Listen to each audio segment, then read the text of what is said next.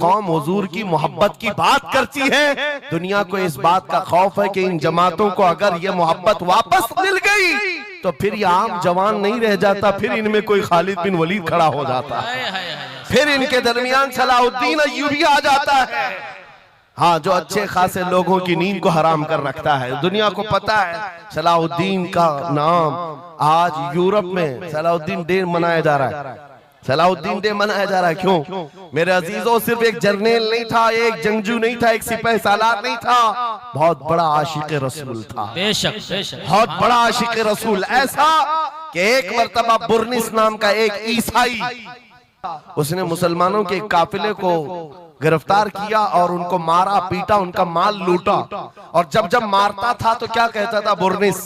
सुनो, बहुत सारे ऐसे जो गीदड़ जत्थे में आकर हमला करते, वो बुर्निस उसी किस्म का आदमी था। मॉब लिंचिंग किया मुसलमानों की मुल्क शाम में, और मारते मारते एक जुमला कहता था, कहाँ है मोहम्मद, बुलाओ बचाने के लिए। हुजूर पाक की तरफ ताना देते हुए बार बार मारता था। यह खबर सलाहुद्दीन को पहुंच गई। सलाहुद्दीन के पास आकर लोगों ने बताया कि मुसलमानों के काफिले को लूटा गया, मारा गया। लूट मार तो हर जगह चलती थी, लेकिन मारने वाला बार बार कह रहा था, बुला मोहम्मद को।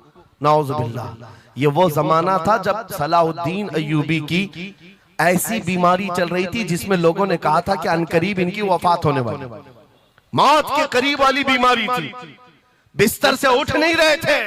उस वक्त जब ये खबर दी गई, सलाहुद्दीन ने कपकपाते हाथों से दुआ किया था, मौला बस थोड़ी इतनी जिंदगी दे दे कि मैं बुर्निस को बता दूं, इतनी जिंदगी और दे दे।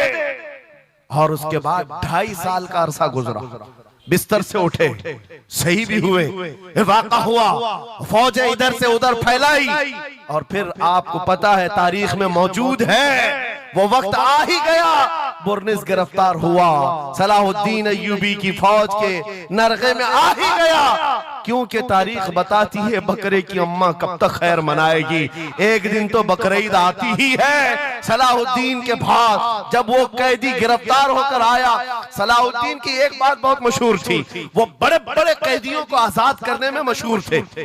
1 लाख से ज्यादा सिपाहियों को आजाद किया जो जंग में कैदी होकर आए थे, बहुत सारे लोगों को आजाद किया। बुर्निस को जब गिरफ्तार करके लाया गया और फिर सलाहुद्दीन अय्यूबी के पास पेश किया गया, पूछा सलाहुद्दीन ने, क्या गुमान है तेरा मेरे मुताल्लिक? उसने कहा, अब तक जो सुनता आया वही है कि आप रहमदिल हैं, खैरखा हैं और बहुत जल्दी आजाद करते हैं। सलाहुद्दीन ने कहा, अब तुझे अगर आजाद किया तो अल्लाह का अजाब आ जाएगा, अल्लाह का अजाब आएगा। और उसके बाद तलवार उठाई, उसकी गर्दन पर रखा। 2.5 साल पहले तूने कमजोर मुसलमानों को ये कहा था, बुलाओ मोहम्मद को, कहाँ है ये देख, मोहम्मद रसूलुल्लाह ने मुझे भेजा है और तेरी गर्दन लेने के लिए भेजा है। तू रसूलुल्लाह को पुकारता है, अभी गुलाम जब तक जिंदा है वो काफी है। और उसके बाद तारीख में ये बात लिखी हुई है मेरे अजीजों, सलाहुद्दीन अय्यूबी बीमारी के आलम में 2.5 साल का जो अरसा गुजारा है, इस बात के इंतजार में कि जब तक हुजूर पाक की तरफ से जवाब नहीं दूंगा, उस वक्त तक सलाहुद्दीन कभी बिस्तर पर एक रात भी नहीं सोए, खुली जमीन पर सोते थे और कभी पैर फैलाकर नहीं सोया, कभी पैर फैलाकर नहीं सोया। जब नबी पाक की शान में कोई कुत्ता भौंक रहा हो, सलाहुद्दीन को यह ज़ेब नहीं देता कि वो बिस्तर पर पैर फैलाकर सो सके। ये इश्क था, ये इश्क था जिसकी बुनियाद पर वो 12,000 का लश्कर लेकर एक बार उतरा था और 4 लाख की फौज को खदेड़ कर रख दिया था। ये ताकत और कुव्वत मेरे अजीजों हुजूर की मोहब्बत से आती है। हुजूर पाक की आजमत दिलों में बिठाओ, अल्लाह तुम्हारा रौब खुद कायम फरमाएगा, तुम्हारा रौब अल्लाह कायम फरमाएगा। लोगों को ये लगता है कि तंजीमें बनाना चाहिए, लोगों को ये लगता है कि फौज बनानी चाहिए। मैं कभी इस बात की बात नहीं किया, इसीलिए डरते नहीं, हम कोई सीक्रेट मीटिंग भी नहीं करते कभी। आज लोग हमारी जासूसी में इतने पेश है, बहुत इधर की खबर उठाओ, उधर की खबर ले जाओ, हर चीज कर लो मियां। हम छुप करके कोई बात करें तो तुम्हारे पास लगे हम जो बात करते हैं खुले मैदान में करते हैं। उसकी वजह यह है, उसकी वजह यह है कि हम वो जामे इश्क़े मोहम्मद अपने जवानों को पहनाना चाहते हैं, जिसे पहनने के बाद गली कूचों से भी गुजरे तो कई कीड़ों की यूं ही मौत होता है। कोई लड़ने भिड़ने की बात मैं नहीं कर रहा, जामा इश्क रसूल पहन करके निकलो। इसलिए कि आप देखो आज के मजमे में, अभी मैं एक नारा लगाऊंगा, जवाब आप खुद ही देंगे, इश्क मोहब्बत, इश्क मोहब्बत। क्यों क्यों आला हजरत, आला हजरत, ये तो दो वर्ड है, इश्क मोहब्बत, इश्क मोहब्बत। आप जवाब में आला हजरत, आला हजरत इसलिए कर रहे हैं कि पूरी दुनिया इस बात को गुट्ठी में पी चुकी है। इश्क का नाम आए, मोहब्बत का नाम आए, बरेली के इमाम का नाम ही आता है। इसीलिए मैं कहता हूँ 100 साल पहले हुजूर की मोहब्बत करने वाला एक वफादार गुलाम बरेली की जमीन पर सो चुका है, लेकिन हर जलसे की रौनक बना हुआ है, हर जलसे की जीनत बना हुआ है। और इसी बात के लिए मैं कह रहा हूं, ये इश्क मोहम्मद का जामा जो पहनता है वो मरता कभी नहीं है। अल्लाह उसके नाम को हमेशा जिंदा रखता है, सलामत रखता है। और जो गुस्ताखी कर रहे हैं, इन कीड़ों का तो चंद दिनों के बाद पता भी नहीं होगा, खबर भी नहीं होगी। आप तो आज जान रहे हैं, तुम्हारे बच्चों को नाम भी मालूम नहीं होगा, कौन पाखंडी था, कौन भोगता था, पता ही नहीं मालूम। एक बहुत लंबी लिस्ट है गुस्ताखों की, 1400 साल से, सब पता है, याद रखा है आपने? किसी का नाम याद है? कितने गुस्ताख आए, कितने भोंकते रहे? नहीं, आए और चले गए, मौसम के साथ आते, मौसम के साथ जाते। लेकिन 800 साल पहले जो आशिक रसूल पुकार रहा था, शरफुद्दीन बूसीरी, उसका कसीदा बुर्दा हर एक को याद। बेशक बेशक सुना है कि नहीं सुना है? मौला या सल्ली व सल्लिम दाइमन अबदा अला हबीबिका खैरिल खल्क़ि कुल्लिहिम। जुबान तुम्हें आती नहीं अरबी, लेकिन फिर भी ये जुमले आते हैं। क्यों? हुजूर के इश्क में बोले हुए जुमले। बलगल उला बि कमालिही कशफत दुजा बि जमालिही हसनत जमीउ खिसालिही सल्लु अलैहि व आलिही। अरबी में सादी शिराजी ने कहा, लेकिन जब कभी ये बंदा आज भी पढ़ता है तो झूमने लगता है, मतलब माना मालूम भी ना हो। गुस्ताखों को याद नहीं रखा जाता, आशिकों को हर जमाने में याद रखा जाता है। मुझे पंजाबी नहीं आती, लेकिन पंजाबी शायर पीर मेहर अली गोलड़वी ने जब हुजूर पाक का दीदार किया और पढ़ा था, तो उनका कसीदा पढ़ते हैं तो झूमने लगते हैं। मुख चंद बदर शाशानी है, माथे चमके लठ नूरानी है, काली जुल्फ ते अख मस्तानी है, मखमूर अखे हिन मद भरिया, उस सूरत नू मैं जान अखा, जान अखा की जान जहां अखा, सच अखा रब दी शान अखा, उस शान तो शाना सब नबिया। सुभान अल्लाह मा अजमलका मा अकमलका मा अहसनका, किथे मेहर अली किथे तेरी सना, गुस्ताख अखे किथे जारिया। और इसी की तर्जुमानी बरेली के इमाम ने किया था कि वो कमाल हुस्न हुजूर है कि गुमान नक्स जहां नहीं, यही फूल खार से दूर है, यही शम्मा है कि धुआं नहीं। हुजूर का गुलाम कहकर पुकारे कोई हमको, हमारे लिए मेराज है। जब तुम्हारा ये अकीदा है कि मुझे उनकी गुलामी पर कोई पुकारे, मुझे कोई बुरा नहीं लगता, बल्कि मेरी जिंदगी की ख्वाहिश है, तो ऐ अजीजों खुल कर के गुलामी क्यों नहीं करते? जब हैं उनके गुलाम तो खुलकर गुलामी करो। ये दाढ़ियां छुपा करके, टोपियां छुपा कर और कॉमन बनने के चक्कर में, सेकुलर बनने के चक्कर में मुनाफिकत का दरवाजा क्यों खटखटाता है? अगर नबी पाक सल्लल्लाहु अलैहि वसल्लम के, तो पूरे वफादार उन्हीं के बनकर रहो। आओ मैं दो चंद मिसालें आपके सामने रखना चाहता हूँ। सहाबा इकराम रिज़वानुल्लाह ताला अलैहिम अजमाइन जो फर्स्ट प्रायोरिटी थी, सबसे पहला दर्जा किस बात के लिए रखते थे, जिसकी वजह से रब तबारक व तआला ने उनको औजे सुरैया पर पहुंचाया है, जिसके लिए शायर कहता है एक अरब ने आदमी का बोल बाला कर दिया, खाक के जर्रों को हमदोशे सुरैया कर दिया, खुद न थे जो राह पर औरों के हादी बन गए, क्या नजर थी जिसने मुर्दों को मसीहा कर दिया। वो सहाबा की जात अनस बिन नुज़ैर एक सहाबी, हुजूर उनके घर पर अक्सर जाया करते थे। दोपहर का वक्त था, नबी पाक सल्लल्लाहु अलैहि वसल्लम अनस बिन नुज़ैर के घर पर आए हुए। ये वो सहाबी है, जवान सहाबी, और उनकी बीवी थी, और ये बात भी बड़ी मशहूर है कि वो अपनी बीवी से हद दर्जे मोहब्बत करते थे, बहुत मोहब्बत करते थे।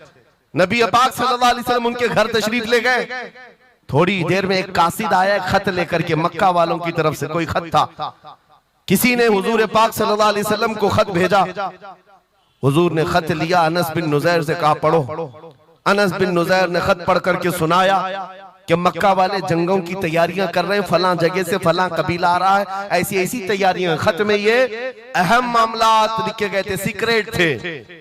हुजूर पाक सल्लल्लाहु अलैहि वसल्लम ने खत को बंद करवाया। अनस बिन नुज़ैर से कहा, अनस बिन नुज़ैर से कहा, ये मेरा राज है जिसकी हिफाजत तुम्हारे लिए जरूरी, तुम्हारे अलावा किसी को ये खत की खबर नहीं होनी चाहिए। बस नबी पाक ने फरमा दिया तो फरमाया। सहाबा का अब अमल क्या है? हुजूर उनके घर से उठ करके बाहर जा रहे, तशरीफ ले गए। थोड़ी देर में बीवी अंदर से आई, कहा अनस बिन नुज़ैर से कहा कि अल्लाह के रसूल आए थे, घर में क्या बातें चल रही थी? अनस बिन नुज़ैर ने कहा, मेरी मोहब्बत अपनी जगह पर, रसूलुल्लाह की इज्जत का मकाम और है। इस राज की बात में तुम्हें मैं शरीक नहीं कर सकता, मैं नहीं बता सकता, ये बात रसूलुल्लाह की अमानत है। बीवी ने हंसते हुए कहा अनस बिन नुज़ैर से, कहा अनस क्या छुपाते हो, मैंने सब सुन लिया है। मक्का वाले जंगों की तैयारियां कर रहे, फला कबीला फला जगह, खत मैंने पूरा सुन लिया। इतना कहना था बीवी का, अनस बिन नुज़ैर खड़े हो गए और सीधे गर्दन पकड़ ली अपनी बीवी की, जिसको मोहब्बत करते, गर्दन पकड़ ली। कहा मैं इस गर्दन को उस वक्त तक नहीं छोड़ूंगा जब तक रसूलुल्लाह का फैसला ना आ जाए, कहीं मैं मुजरिम ना हो जाऊं कि रसूलुल्लाह के राज को इफ्शा करने के जुर्म में मैं अजाब में मुब्तला ना हो जाऊं। गर्दन पकड़ करके ही चले आए, बारगाह मुस्तफा में आए, कहा या रसूल अल्लाह मुझे माफ कर दें, मैंने आपके राज की हिफाजत की, लेकिन मेरी ये औरत घर के अंदर से सुन चुकी थी, मैं गर्दन पकड़ा हूं। आका अगर आप फरमा दें तो मैं खत्म कर दूं, इस राज को यही खत्म कर, जिससे हद दर्जे मोहब्बत करते थे उस बीवी के बारे में।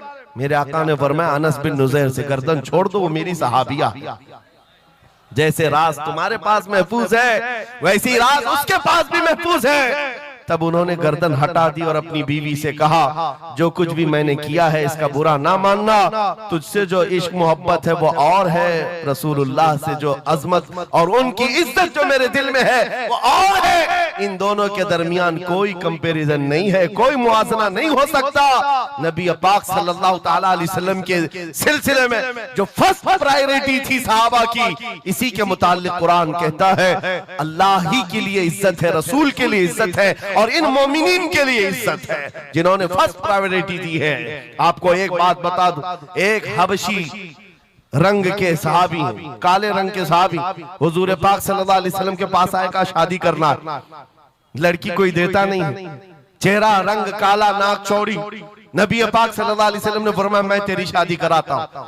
अंसार सहाबा में से एक सहाबी के घर भेजा इनको पैगाम दे करके, और उनकी बेटी मदीने की सबसे खूबसूरत औरत, और इस काले रंग के सहाबी से कहा जा उस घर पर। हुजूर ने फरमाया जाकर कहना कि मैंने भेजा है तुम्हारी बेटी से निकाह के लिए। ये काले रंग के सहाबी थे, आए उस सहाबी के घर, अंसारी के, मियां बीवी बैठे हुए थे, बेटी अंदर थी। इनको आते ही पूछा कि क्या बात है, किस लिए आए? कहा सुना है आपके घर में जवान बेटी है, मैं निकाह का पैगाम लेकर आया।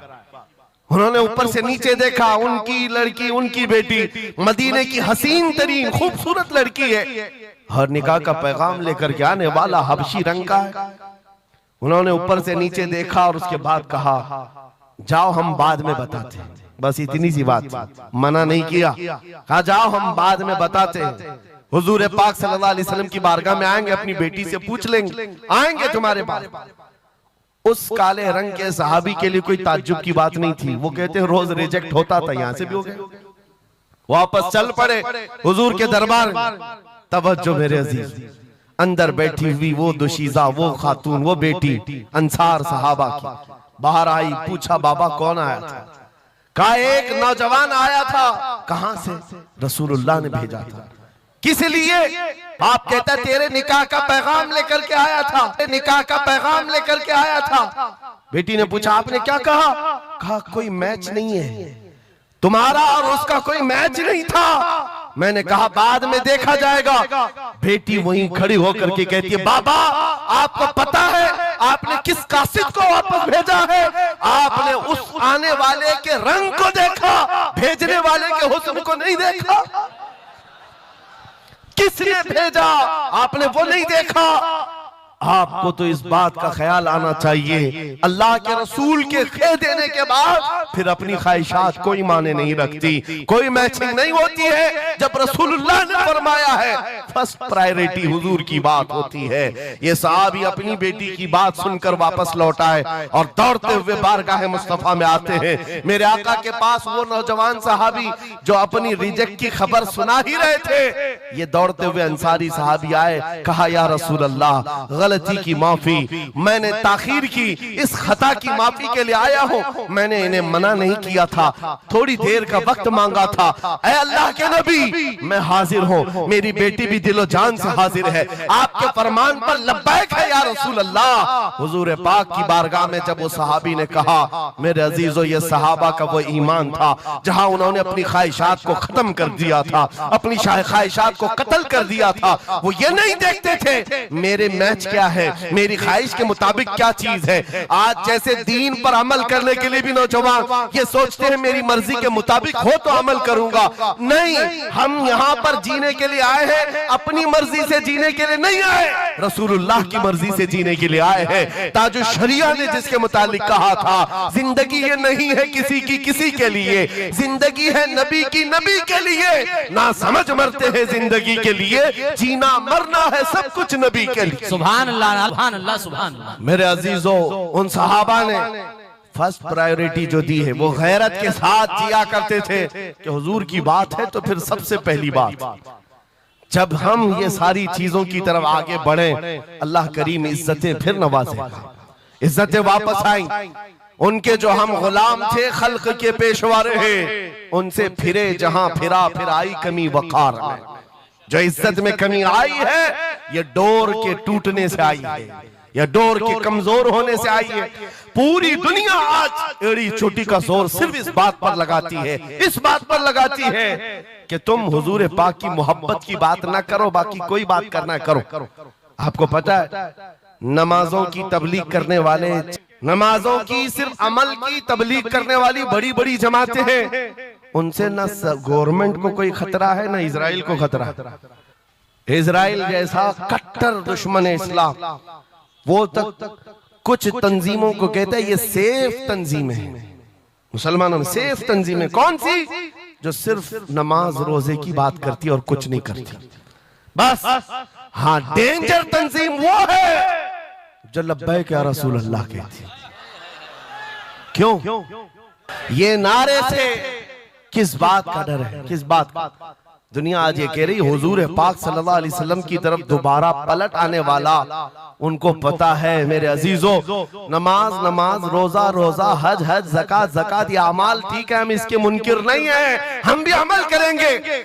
मेरे अजीजों, इज्जत रसूलुल्लाह के कदमों से वाबस्ता है, ये मैं आपको बता रहा हूँ। ये तो दुनिया की बात है, ये दुनिया की बात।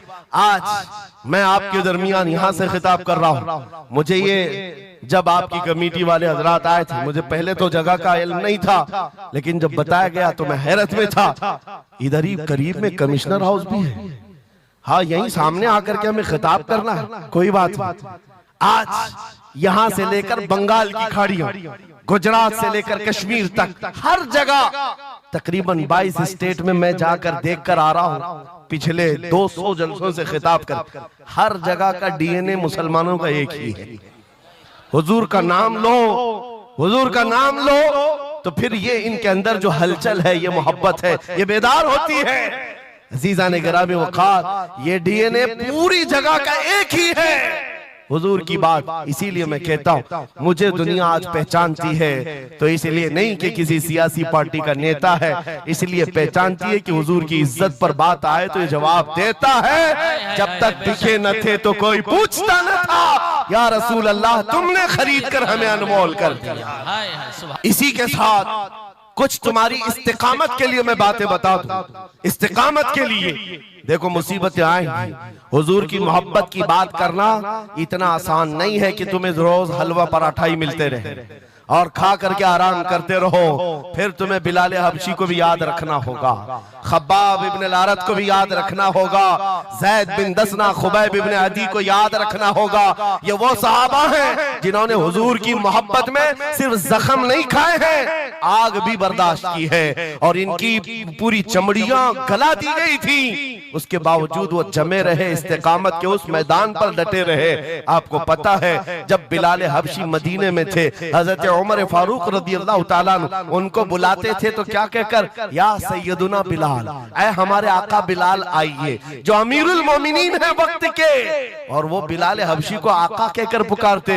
हजरत बिलाल कहते, सरकार मैं गुलाम आदमी, अमीरुल मोमिनीन मैं गुलाम आदमी, हबशी आदमी, आप जब आका कहते हैं तो मुझे शर्म आती है, आप क्यों कहते हैं? सैयदना उमर फारूक कहते, आप करीब आइए, अपना जुब्बा उठाइए। जब वो जुब्बा उठाते, उनकी पीठ पर उमर फारूक बोसे लेते और कहते, जो जख्म तुमने रसूलुल्लाह की मोहब्बत में खाए हैं वो दुनिया ने नहीं खाए हैं, वो हमने नहीं देखे हैं। इसीलिए मेरे अजीजों, हुजूर पाक की मोहब्बत के बाद फिर इस्तिकामत का इम्तिहान भी होगा। आज जो जगह जगह हालात पैदा हो रहे हैं, इम्तिहान की घड़ी आ गई है। हुजूर की मोहब्बत पर इम्तिहान देने के लिए हर जवान अगर तैयार है तो फिर आगे बात की जाएगी।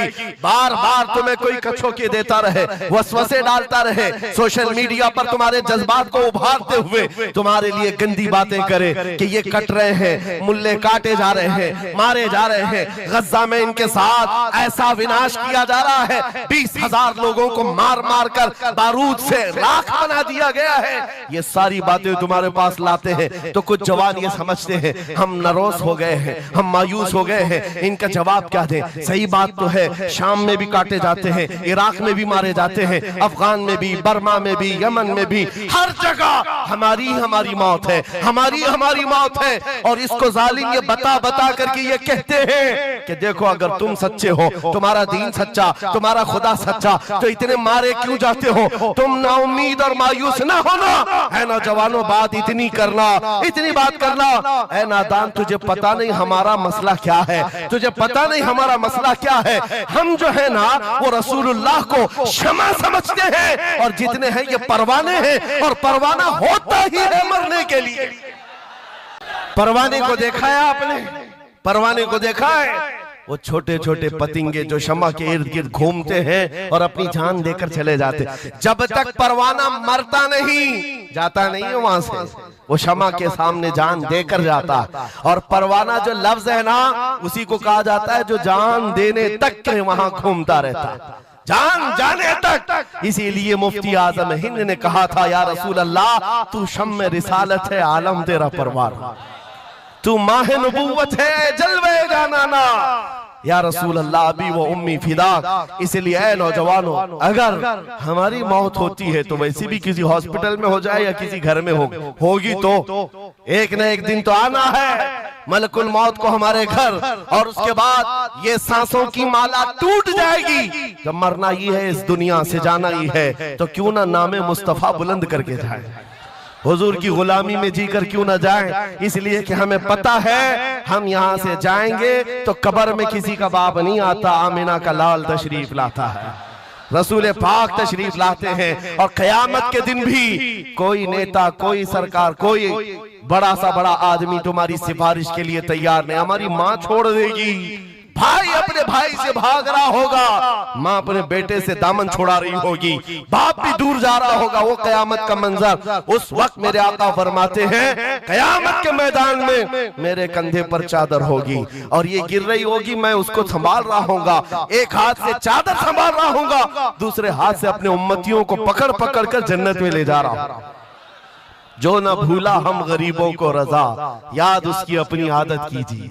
इसी को आला हजरत ने क्या कहा, जब तुम्हें हुजूर के पास जाना ही है, सिफारिश उनकी करवानी ही है, उनके साथ जन्नत जाने की बात करते ही है, तो फिर इधर उधर की बात क्यों? आज ले उनकी पनाह, आज ले उनकी उनकी पना, आज मदद मांग उनसे, कल न मानेंगे क़यामत में अगर मान गया। उन्हें जाना, उन्हें माना, न रखा गैर से काम, लिल्लाहिल हम्द मैं दुनिया से मुसलमान गया। या रसूल अल्लाह तेरे गुलामों का नक्शे कदम है राह खुदा, वो क्या बहक सके जो ये सुराग लेके चले। मुसलमानों इस बात को गुट्ठी में पी करके जाओ कि मोहम्मद से वफा तूने तो हम तेरे हैं, ये जहां चीज है क्या लौह कलम तेरे हैं। उठो कुव्वत इश्क से हर बस्त को बाला कर दो, दहर में नामे मोहम्मद से उजाला कर दो। कौन देता है देने को मुंह चाहिए, अरे देने वाला है सच्चा